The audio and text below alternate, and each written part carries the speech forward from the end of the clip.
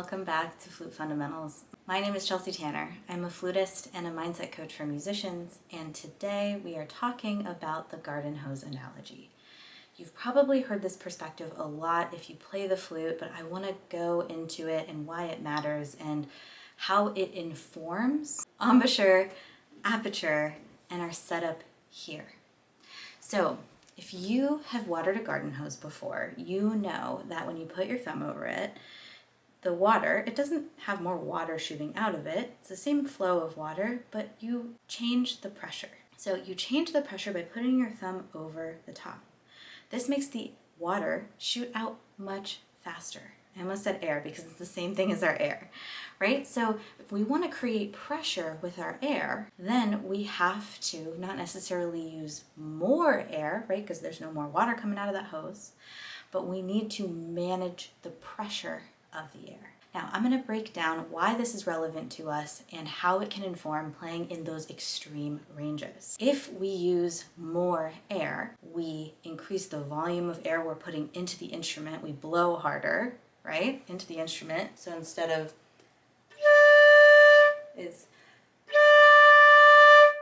substantial difference there. We increase the volume, but when we increase the volume and don't adjust the embouchure aperture, then we have something like this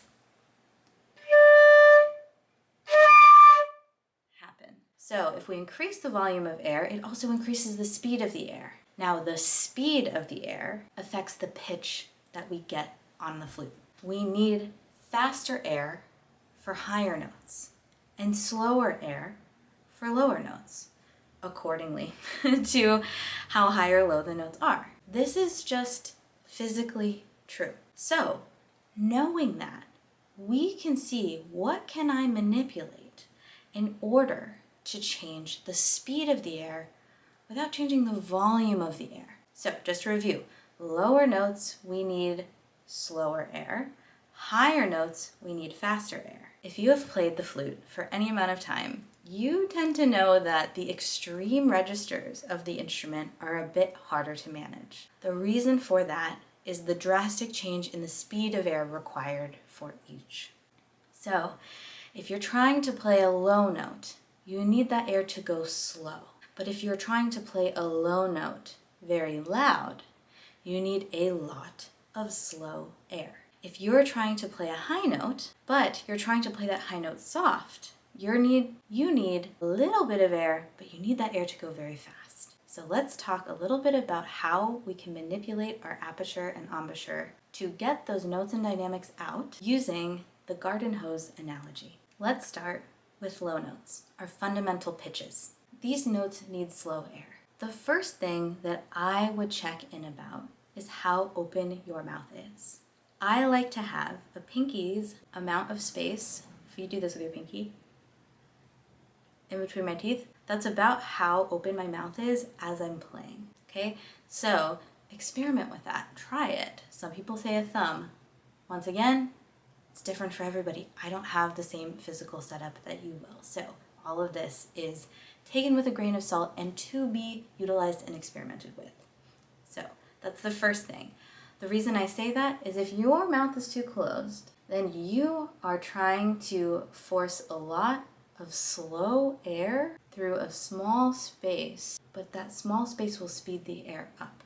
So we really want to be relaxed. I think about releasing my jaw, relaxing my ears almost, and having this sort of warm air for slow air. Like you're fogging up a window instead of blowing out hot soup. Now, once you take that, experiment with one thing at a time. So maybe just first of all, experiment with opening your mouth just a little bit or using various sizes. Maybe start on a G. It doesn't actually matter what notes you play, just getting used to how that feels. The second thing to check is your bottom lip and how much it's covering the embouchure hole. If we cover more of the embouchure hole, then we are going to speed up the air. Maybe you're covering a little bit too much. Maybe you're rolling your flute in just slightly with your hands. Like,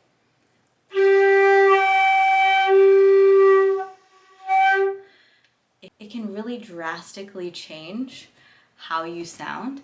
So we don't want to have our flute rolled in. We want to keep this embouchure hole straight up to the ceiling.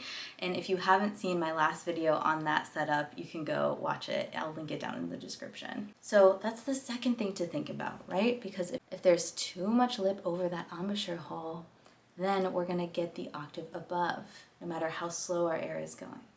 What we're aiming to do is to create room for this amount of slow air. Okay, then we want to make sure that our aperture size is conducive to these low notes. Now, we don't want our aperture size to be too small and pinched because of the same thing, that garden hose analogy. If our aperture is too small, our air is going to go too fast. However, I do think it matters the way that you open your aperture. The reason I say this is if your aperture is a bit too wide here, you might get a bit of air sounds, meaning your target here is the center of the outer edge of the instrument, right? It's not the entire outer edge of the instrument, it's the center. So with that in mind, we want to create a funnel of air that's going to a point, not one that's just going straight across. And this is where I see a lot of people struggle, is they think that it's just a blow straight across, but then you're going to get a lot of residual air sounds, okay? So what I like to do is create height in my aperture instead of width. So maybe my top lip is a little bit more like a tent here, and it's not touching my front teeth like that. Something to experiment with. I call that lip tent. I made that terminology up. I didn't make the concept up, but I did make the terminology up. Pinky teeth, lip tent, all of those things. Then, of course, we should talk about air support. I like to think of air support as this bubble of air. Any student of mine will know I just say air bubble, and they know what it means. So it's almost like this bubble or this air mattress. It's like how I think about my lungs. And if my lungs are expanding while breathing out, I want to keep that expanded as long as possible and keep expanding as I'm breathing out. Obviously that's not actually physically possible, but it's the idea of what I'm going for. Keeping expanding as I breathe out, so I'm just, the air mattress is going down really slowly instead of like completely collapsing in. So you want to breathe in,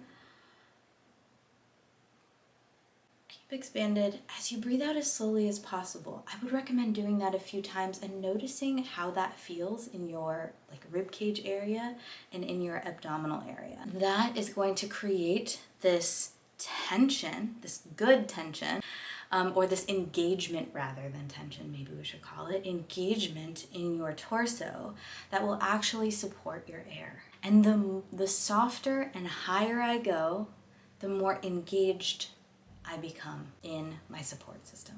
And for high notes, you would of course want to do the opposite of pretty much everything we just said, except for one thing, which is the very first. I do not change the openness of my mouth. That is because I want resonating space. I want my high and soft playing to resonate as big and full as my low and loud.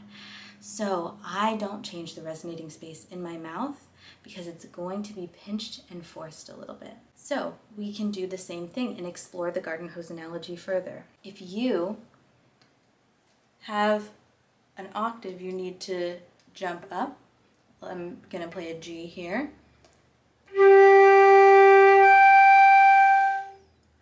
I'm not using more air to get up that octave. I'm simply bringing my embouchure forward. I'm covering a bit more here, making this hole smaller. I'm making sure I'm shaping the air with the wet part of my lip, and I'm bringing everything forward, sort of like a duck face, like a Kim Kardashian 2013 selfie duck face. This is like the era in which I really learned about this, and I think it's so funny and applicable. So that's what my teacher would call it, is that duck face. I totally understand that, but it's that specificity that we need.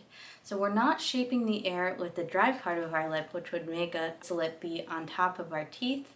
That really creates a lot of tension here, a smiley embouchure, and cuts off a lot of resonant space within the mouth itself. So even if you try to talk like that, And you can tell that my voice, this is really funny. You can tell my voice is a little bit, I can't resonate as much as I would be able to if I were just talking normally and creating more space in my mouth. So that's another thing to look out for. So these are our flute problems. No other instrument knows that we have these issues, unfortunately. So we have to work at these high and low registers to make it sound like it's absolutely no problem to play at any dynamic in any register. Of course, this takes years and years and years. There will be many iterations of improving, but I hope this gives you the basic physical foundation of a few things to troubleshoot for so that you can take these and experiment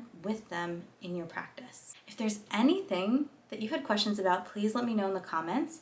And if there's anything else that you would like a discussion about, like what are the fundamental principles of this issue, please let me know. I really want to talk about this stuff. I love talking about physically the craft and physically what's going on with the instrument, because then we get more tools to shape what we want to do artistically. I hope this was helpful, and I will see you next time.